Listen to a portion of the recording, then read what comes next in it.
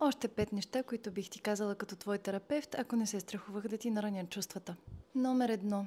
Когато започнеш да успяваш и да се справяш добре в живота, ще разбереш всъщност колко малко приятели имаш. Не се притеснявай от това, просто сменяш средата. Номер 2. Завистта разболява човека, който завижда, но също така и онзи, на когото завиждат.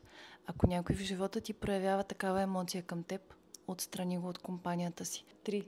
Нямаш никаква вина за това, което ти се е случило, когато си бил малък, но отговорността да го поправиш е твоя. И ако не го поправиш, децата ти ще го носят също. Номер 4. В момента, в който започнеш да правиш реални крачки към нещо, което никой от семейството ти е нямал, хора от семейството ти ще имат против. Не защото ти мислят лошото, а защото те наистина не знаят какво е да имаш това нещо. Номер 5. Да поставяш ясни, стабилни граници в живота ти ще разкара много хора, които така или иначе нямат място в него